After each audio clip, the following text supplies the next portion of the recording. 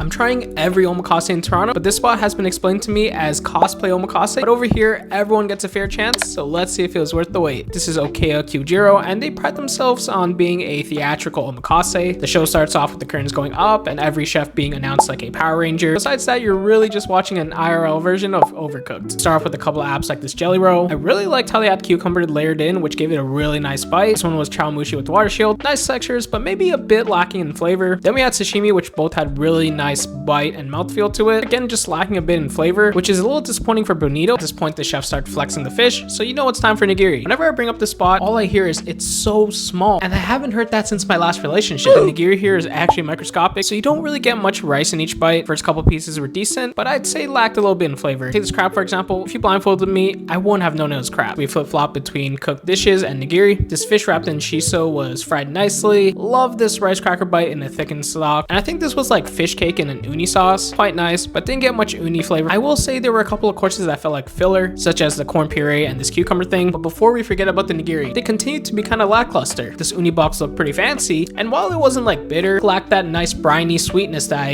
love about uni. The sotoro admittedly was very fatty, but then not much umami coming from it either. This lean marinade tuna though was presented very nicely. Texture, taste, pretty good. Lastly, we end off with a couple more cooked dishes like the tsunaki. So mid for an high-end omakase spot. And don't even get me started with this rice with trout. It tasted like eating canned fish over plain rice. But I'll chill out for a second to say their miso soup was pretty damn amazing, and this wagyu shabu shabu was quite nice as well. This noodle comes with some gold flakes, which I guess people go crazy over, and then it's all rounded off with dessert and a little matcha ceremony. For all I can see why this place is so highly praised. They check off all the buzzwords like caviar, wagyu, and do a lot of fancy things, but at its core the food didn't taste that amazing. You gotta remember, this is like $3.50 before tax and tip. On the worth the wait scale, I'll give them a 7.3 out of 10.